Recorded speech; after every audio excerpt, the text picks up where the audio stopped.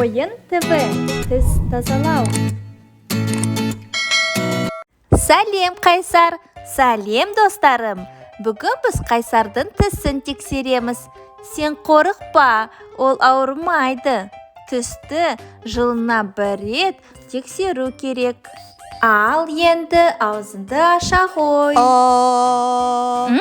Сенің тісің тамаша, аппақ, тап-таза және сап-сау. Тістерің осындай сау болсын десең, тісіңді күнде тазалап және тәттіні аз жеу керек. Иә.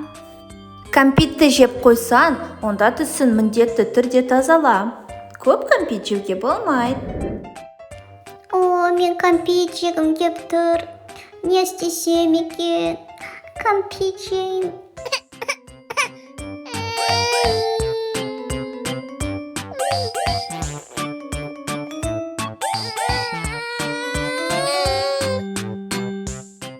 Жақсы, кішкене кәмпитті алып жей ғой. Бірақ мен көп кәмпит жегім келеді. Өте көп кәмпит жегім келеді. Мен қазір кәмпиттерді жеп қоям да, ешкімге айтпаймын.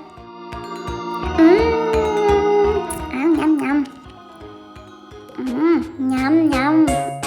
Тәтті. Ой, тісім ауырып тұр. Енді тіс дәрігерге бару керек.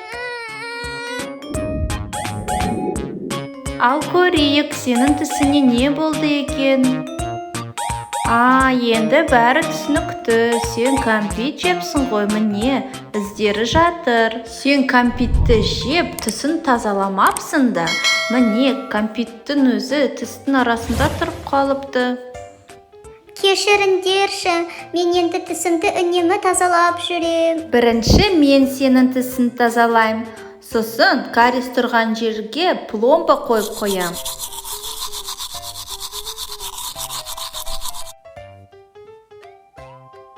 Міне қара, сен жеген кәмпит тістің арасында тұр. Көрдің бе? Тісіңді тазаласан, ондай болмаушы еді. Енді мен саған ауыртпайтын укол қоямын. Ой, жақсы. Болды. Енді сен ауырғанды сезбейсің.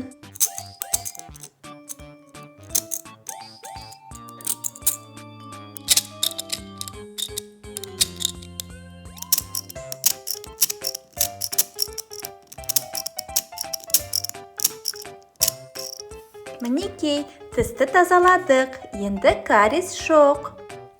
Ал енді пломбаны саламыз.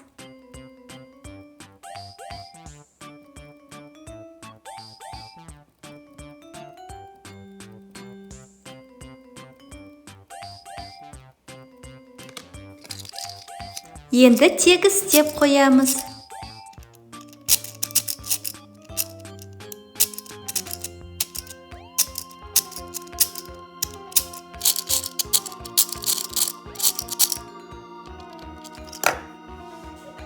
Ал дайын, енді сенде бір пломба бар.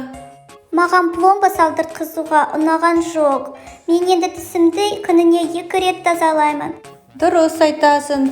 Бір рет таңертең тұрғанда, екінші рет жатарда тазалайсың. Олай тазалап жүрсең, тісің ешқашан ауырмайды. Алақай, тіс тазалау маған өте ұнайды.